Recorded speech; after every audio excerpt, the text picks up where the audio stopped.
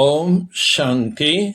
19/8/2026 புதன்கிழமை. வாணி தரும் வசந்தம். இனிமையான குழந்தைகளே, நீங்கள் எப்போது ஆன்மீக தொழில் செய்ய வேண்டும்? இப்பொழுது ஆன்மீக தொழில் செய்ய வேண்டும். ஆத்மா என்று புரிந்து கொண்டு ஒவ்வொரு செயல் செய்வதின் மூலம் ஆத்மா விகாரமற்றதாக ஆகிவிடுகின்றது. பிரம்மகுமார் குமாரியாக ஆகிவிட்டால் சொர்க்கத்தின் ஆஸ்தி கிடைத்துவிடும். ஆனால் உயர்ந்த பதவிக்கு ஆதாரம் படிப்பு. ஒருவேளை தந்தையின் உடையவராக ஆகி நல்ல முறையில் படிப்பு படித்து கொண்டே இருந்து முழு தூய்மையாக ஆகும்போது ராஜ்ய பதவி கிடைக்கும். ஒருவர் முழுமையாக படிப்பு படிக்கவில்லை, கர்ம பந்தனம் இருக்கின்றது, முழு தூய்மையாக ஆகவில்லை மற்றும் சரீரம் விட்டுவிட்டால் பிரஜைகளில் சாதாரண பதவியை அடைவார்கள். ஆன்மீக குழந்தைகளுக்கு ஆன்மீக தந்தை புரிய வைத்துக் கொண்டிருக்கின்றார். இங்கு ஆன்மீக தொழில் நடைபெற்று கொண்டிருக்கின்றது. மற்றபடி உலகம் முழுவதும் பௌதீக காரியங்கள் நடைபெற்று கொண்டிருக்கின்றது. ஆத்மாதான் அனைத்தையும் செய்கின்றது. இந்த நேரத்தில் அனைத்து மனிதர்களும் தேக அபிமானத்தில் இருக்கின்றனர். நான் ஆத்மா என்று புரிந்து கொள்வதற்கு பதிலாக நான் இன்னராக இருக்கின்றேன், இந்த வியாபாரம் செய்கின்றேன் என்று நினைக்கின்றனர். ஷரீரத்தின் பெயரைத்தான் பயன்படுத்துகின்றனர். இதைத்தான் தேக அபிமான உலகம் என்று கூறப்படுகின்றது. வீழ்ச்சி கலையில் செல்லும் உலகமாக இருக்கின்றது. ஆத்மாக்களின் உண்மையான வீடு பரந்தாமம் ஆகும். நீங்கள் ஆத்மாக்கள், தந்தை குழந்தைகளே குழந்தைகளே என்றுதான் கூறுவார். சந்நியாசிகள் குழந்தைகளே குழந்தைகளே என்று அழைக்க மாட்டார்கள். நீங்கள் எப்படி நாடகப்படி நடிப்பு நடிக்கிறீர்கள், அதுபோலவே உலகம் ஒன்றுதான். கீழே பாதாளம் இருக்கின்றது, மேலே உலகம் இருக்கின்றது என்பது கிடையாது. உலகம் ஒன்றுதான். இந்த சக்கரம் சுற்றி கொண்டே இருக்கின்றது. சந்திர மண்டலத்திலும் பிளாட் வாங்க வேண்டும் என்று மனிதர்கள் நினைக்கின்றார்கள். தந்தை புரிய வைக்கின்றார், ஆத்மாவுக்கு என்ன பாகம் கிடைத்திருக்கின்றதோ அது ஒருபோதும் அழியாது. யாரும் மோட்சம் அடைவது கிடையாது. அனைவரும் இந்த பிறவி சுழற்சியில் வந்தே ஆக வேண்டும். ராவணன் அனைவரையும் பத்தித்தமாக ஆக்குவதால் அவரை எரிக்கின்றனர்.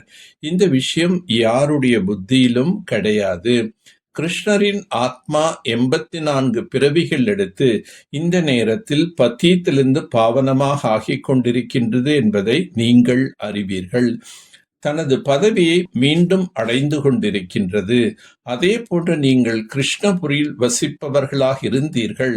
84 பிறவிகள் எடுத்து இப்போது மீண்டும் தங்களது பதவியை அடைந்து கொண்டிருக்கின்றீர்கள். சிவபாபா அனைவரையும் நரகத்திலிருந்து சொர்க்கத்துக்கு அழைத்து செல்கின்றார். சந்நியாசிகள் பாவனமாக இருக்கின்றனர். அதனால் தான் பத்தீத்த மனிதர்கள் அவர்கள் முன் சென்று தலை வணங்குகின்றார்கள். கன்யா தூய்மையாக இருப்பதால் அனைவரும் அவர்கள் முன் தலை வணங்குகின்றார்கள். அதே கன்யா திருமணம் செய்து கொண்டு மாமியார் வீட்டுக்கு சென்று விட்டால் தலை வணங்க வேண்டியிருக்கும். இப்போது அனைவரையும் பாவனம் ஆக்குவதற்காக எல்லையற்ற தந்தை வந்திருக்கின்றார். தந்தை வந்து அனைவருக்கும் நன்மை செய்கின்றார். யார் தனது தந்தை மற்றும் படைப்பின் முதல் இடைக்கடையை அறியவில்லையோ அவர்கள்தான் நாஸ்திகர்கள் என்று கூறப்படுகின்றனர். இந்த நேரத்தில் அனைவரும் செல்வமற்ற அனாதைகளாக ஆகிவிட்டனர். வீட்டுக்கு வீடு சண்டைகள் இருக்கின்றன. ஒருவருக்கொருவர் அடிப்பதற்கு தயங்குவது கிடையாது. விஷ கடலில் ஏமாற்றத்தை அடைந்து கொண்டே இருக்கின்றார்கள். நாம் ஆத்மா என்பதை அறிந்த பிறகு ஆத்ம நினைவில் இருக்க வேண்டும்.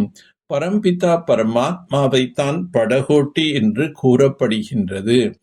இப்போது நீங்கள் பரம்பிதா பரமாத்மாவின் ஸ்ரீமத் படி நடந்து சிரேஷ்டமானவர்களாக ஆகிறீர்கள். இது எவ்வளோ குப்தமான ரமணீகரமான விஷயமாகும். இப்போது தேவி தேவதைகளின் நாற்று நடப்பட்டு கொண்டிருப்பதை நீங்கள் அறிவீர்கள். பிரம்மகுமார் குமாரி ஆகாமல் தந்தையிடமிருந்து ஆஸ்தி அடைய முடியாது. எவ்வளோ முயற்சி செய்விப்பீர்களோ அந்த அளவுக்கு உயர்ந்த பதவி அடைவீர்கள். முழுமையாக படிக்கவில்லை எனில் அதன் விளைவு என்னவாக இருக்கும்? ஒருவேளை சரீரம் விட்டுவிட்டால் சொர்க்கத்திற்கு வருவார்கள், ஆனால் பிரஜைகளில் முற்றிலும் சாதாரண நிலை அடைவார்கள். தந்தையினுடையவராக ஆகி நன்றாக படிக்கவில்லை என்றால் ராஜ பதவி அடைய முடியாது. படிக்கவில்லை எனில் அவர்களுக்கு அதிர்ஷ்டம் இல்லை என்று புரிந்து கொள்ளுங்கள். வண்டியில் இரு சக்கரமும் தூய்மையாக இருந்தால் அது நன்றாக ஓடும். இருவரும் தூய்மையாக இருக்கும்போது ஞான சிதையில் அமர்ந்து விடுவார்கள். இல்லையெனில் குழப்பங்கள் ஏற்படும்.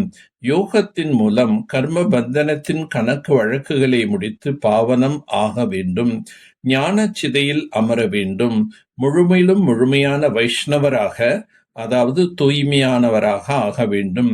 தனது அமைதி என்ற சுய தர்மத்தில் நிலைத்திருக்க வேண்டும். அனைவருக்கும் சாந்தி தாமத்தின் நினைவை ஏற்படுத்த வேண்டும். ஒரு பொழுதும் அசாந்தி ஆகக்கூடாது.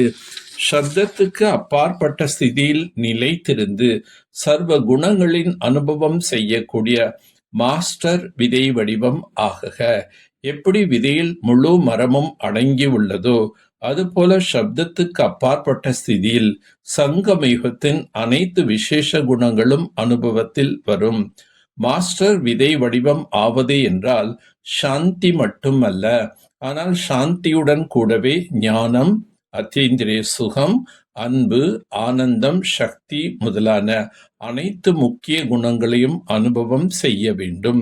இந்த அனுபவம் தனக்கு மட்டும் ஆவதில்லை, ஆனால் மற்ற ஆத்மாக்களுக்கு கூட அவர்களது முகத்தின் மூலம் சர்வ குணங்களையும் அனுபவம் செய்வார்கள். ஒரு குணத்தில் சர்வ குணங்களும் அடங்கி உள்ளது. நல்லதை தாரணை செய்யுங்கள், ஆனால் நல்லதில் பிரபாவம் ஆகிவிடாதீர்கள்.